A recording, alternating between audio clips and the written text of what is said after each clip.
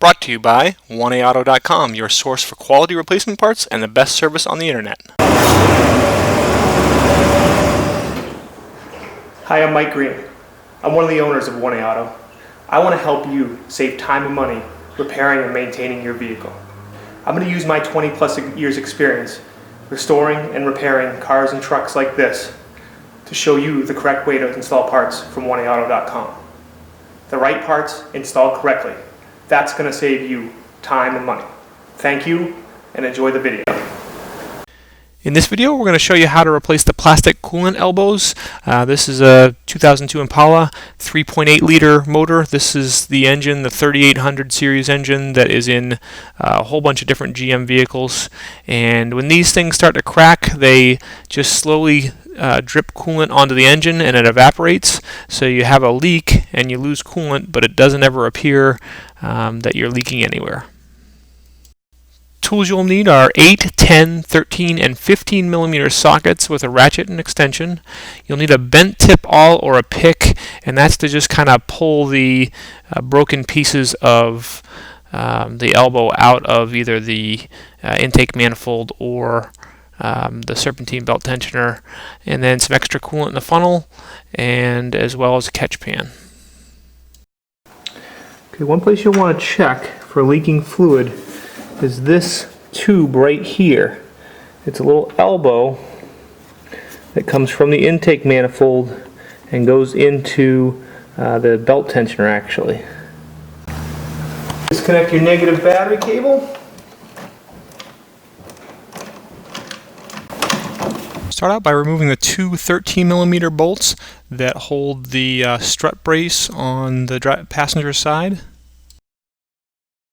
Now there are two 10 millimeter nuts that hold the top of your coolant tank, and then once you have those out, you lift the tank up, and you can actually just leave it connected and just kind of lay it on the front of the engine. Just make sure you don't spill any coolant out of it.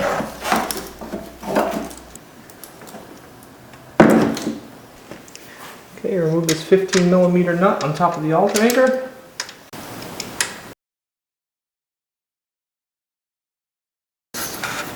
And twist the oil fill tube, pull this off, and then loosen a 10 millimeter bolt right back here, just on the other end of this brace.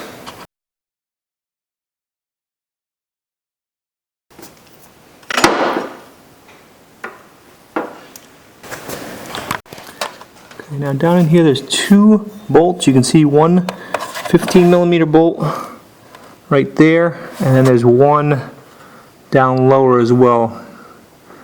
Not sure I can really get the camera on it. From this angle here, you can just see the head right here. Okay, and then there's also a bolt. There's a bolt right down in here, which I can't really film, but it's just kind of down below and behind the alternator. Okay, using a 15 millimeter socket with a ratchet and extension. Get this lower one first. Okay, just going to fast forward here as we remove the three bolts that hold that tensioner in place.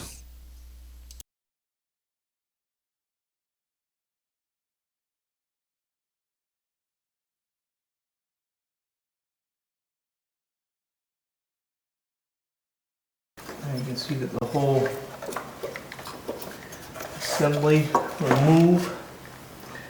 Okay, you've got two connections. You've got that one up here that you can see, and then there's one down into the block.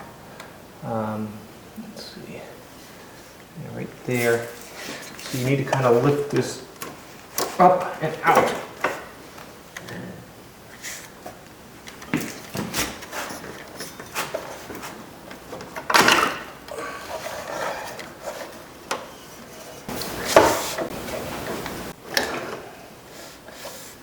Okay, you can see there's our problem.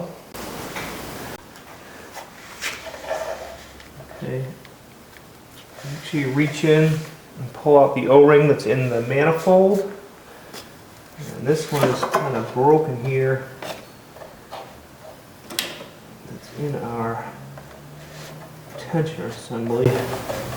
Okay, the top elbow was broken both on the manifold side and the belt tensioner side, so you carefully want to use the bent tipped awl and remove all the pieces of the elbow from both the manifold and the tensioner. Luckily the bottom elbow came right out of both the engine and the tensioner with no problems. Okay, here's our new lower elbow. Just put a little bit of penetrating oil on it just to make sure that the O-ring can go in there without catching. And just putting it in, inserting it with kind of a twist. You can see it's installed right there. Okay, so take my elbow, insert it into the intake manifold. I've got penetrating oil on both sides, a little twist. Goes right in nicely. Okay. Make sure both ends of my elbows are coated. Okay, so here I have my bolts in the bracket, and I've guided it onto the elbows. Basically, I'm using that flashlight looking in behind, and that way I can see the upper bolt. I can see as it comes through the belt tensioner and look it right into the head and start it with my fingers. Okay, and here I'm just going to fast forward. I'm going to put in my other two bolts and then just kind of snug tighten with the ratchet and socket, and then I'll just show you everything as it's put together before we tighten it up.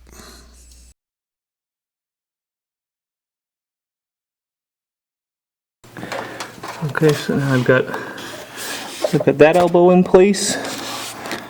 It's a little tough to see, but I've got the elbow down there in place, and I've got my 3 bolts started.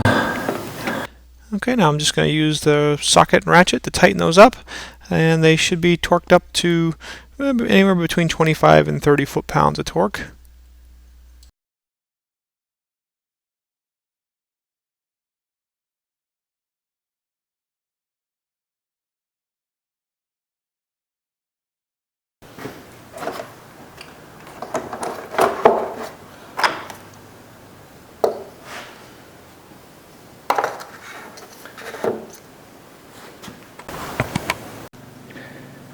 Okay, we're going to follow a serpentine belt diagram. So we're going to put a loop down around the crank here, then around the AC pulley, get it around our power steering pump and up and over.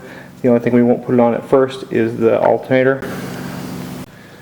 Okay, so we're going to take a loop and put it down around the crank pulley. Okay, continue it down around the AC pulley. Okay.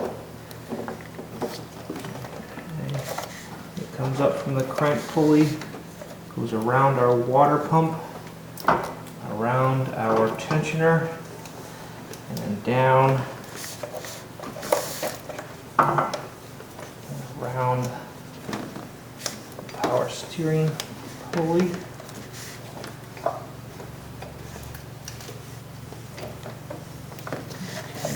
Pretty much got it preliminarily routed. It's a little off here. Let's see. On our AC pulley, it's seems to be on the crank pulley correctly. And now it's on the power steering pulley correctly. Okay, so it just has to go up onto the alternator.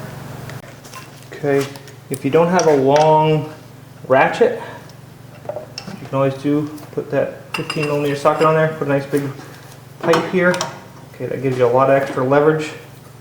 Looks like my belt just came off my power steering pulley. Okay, so pull with that pipe. Okay, I do apologize here.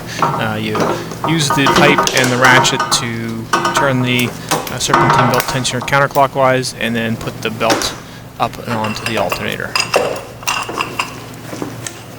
Make sure the belt's on my AC compressor correctly.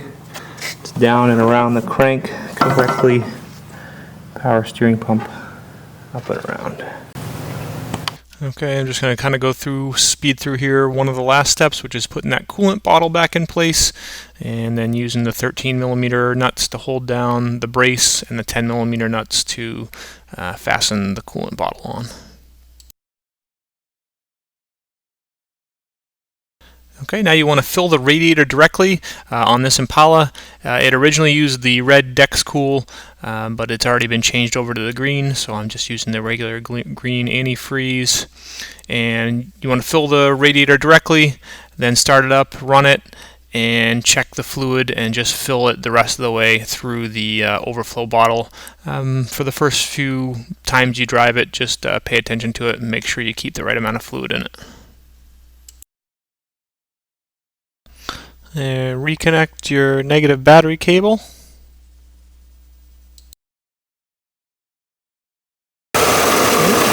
engine's running. Something dripping from there. Might be see a little steam. That's just kind of the stuff burning off that spilled on the engine and stuff.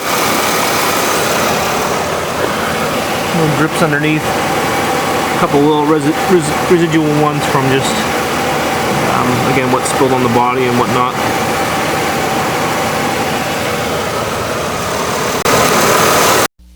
We hope this helps you out. Brought to you by www.oneauto.com, your source for quality replacement parts and the best service on the internet. Please feel free to call us toll-free 888-844-3393. We're the company that's here for you on the internet and in person.